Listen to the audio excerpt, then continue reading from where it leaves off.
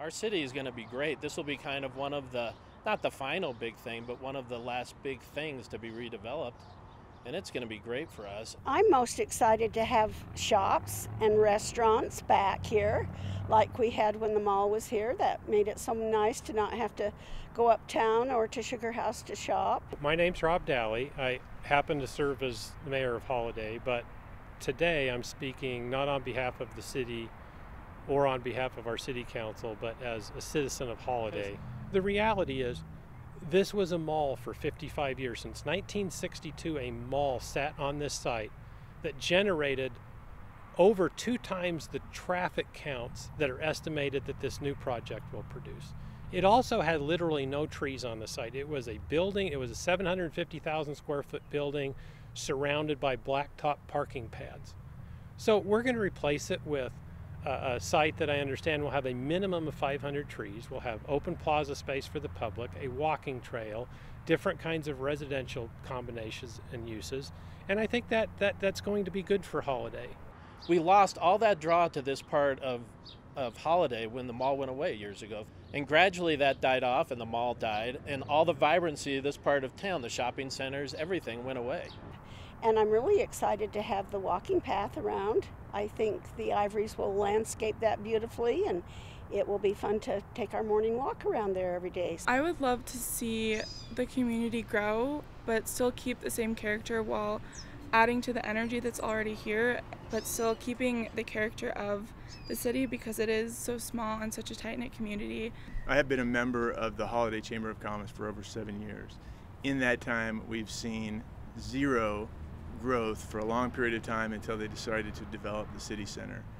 People are excited about that. As a young college student, I don't like driving very far. I would love, since all my friends are here in Holladay, I would love to just be able to stay in this area and have more places to go and hang out with them than what we do right now.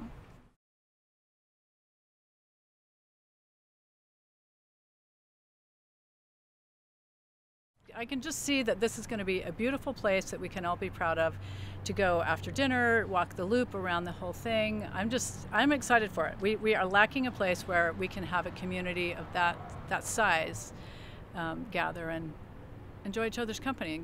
Well, there have been concerns about the density on the site and the multifamily on the site. And then there's, on the other side of that argument has also been we need more retail and we need more commercial. And my feeling all along has been those two things go hand in hand. If you want to have some nice restaurants, some nice shop space on this site, it cannot be supported without activating it with more residential. People worry about this also, that it's going to be dense like Sugar House, and it's not the same type of project at all. The density doesn't even come close, and we're not trying to be that. This is one of our only areas in Holladay that is going to have a multi-use type project like this in the city center and here, and we should take advantage of that and do it when we have the best developers around to do that. I'm a transportation engineer, and walkability is it's a big thing that's coming now. And people will put up with a little bit of, crossing the streets, but as far as the major walk, it would be just lovely to have a tree-lined trail to walk on. And there will be more traffic here, but it's certainly under capacity, and the area will be able to handle it. And maybe I'll have to wait, 5 seconds for traffic, but so I don't have to look at this. I would rather wait 5 seconds to come out of the traffic signal than look at all of these weeds and this urban blight. We will not get a big box retailer here at this location. It just won't happen. And Fashion Place Mall is very successful with their bigger box, and we're not going to compete with that. But what we can get is smaller retail. That is a risk. But I can't think of anyone more qualified to develop smaller retail than Woodbury. They have the contacts, they know who to reach, they've got relationships with brokers. I am confident that the density of retail to residential is reasonable. A lot of the complaints when I built Soho said is, why would you build something that's going to take away business from the neighboring restaurants that are in existence? And we argued at the time that a rising tide raises all boats, brings people to Holladay that want to spend their money on food, and it benefits all of the restaurants. And then I would just love to see more restaurants, more retail, so that we can bring in a younger generation, since it seems like malls are further away. I would love to see people still stay in this area while still enjoying themselves, enjoying the character.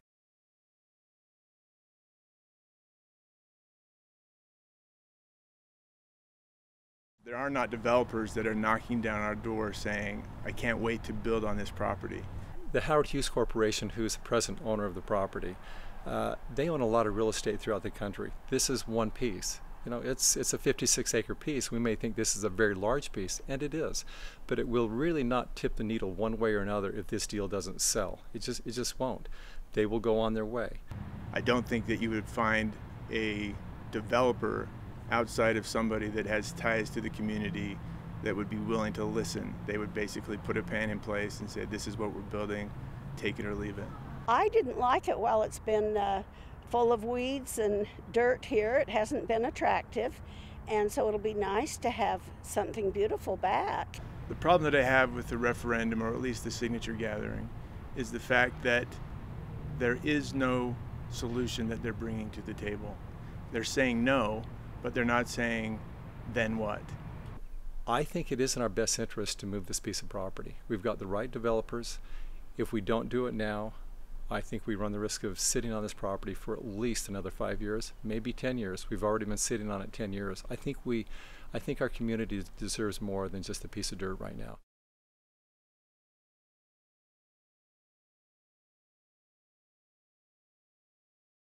I think it's critical that we have more restaurants close to home. We spend all of our disposable cash, or a majority of it, at Fort Union, just in other places. I'd like to keep my disposable income in Holladay. The city makes its money on property tax. That's true. In fact, we only get about 11, the city of Holladay only gets about 11.7% of the property tax that we all pay. Of that 11.7%, we have to pay for all of the things that we have for infrastructure. Well, there's only two ways to get more funds. One is to raise taxes. None of us want that. The other way is for developers to take the risk and build things. If we build those things, then those can be taxed. Not the people, not our homes, but the people that buy those things will be taxed. That money then comes to Holladay City and gives Holladay City the ability to make and improve our quality of life here in Holladay better. And part of my frustration with the whole increment argument is that I think citizens get confused by it, because the way it gets communicated, it appears that we are going to write checks out of our general fund to the developer, which could not be further from the truth. The tax incentives that the developer receives back, and they do receive back tax incentives, is created by the very development that they put in place. The other thing that I think our residents don't understand is the tax incentives that are estimated to be generated and returned over an 18-year period of $22 million was the last number that was put out there. It's important to remember that a small percentage of that comes from Holladay residents, about 13%. So here we have other taxing and all the other taxing entity committees, whether it's or taxing entities, Granite School District, Salt Lake County, mosquito abatement, all of those places have said, yes, we will agree to return our future taxes back to the developer over a period of time to incentivize this development. That's a good deal for the citizens of Holladay, because we get a development that otherwise would not be produced, and it's helped being subsidized with tax incentives by all of the other entities. I think that's a good deal for our residents, and we don't communicate that well enough, I think. We have a real opportunity because we have local developers that live in our community, that want to be a part of this, that are allowing public comment to be able to develop what ultimately it is, so that all of us are happy about it.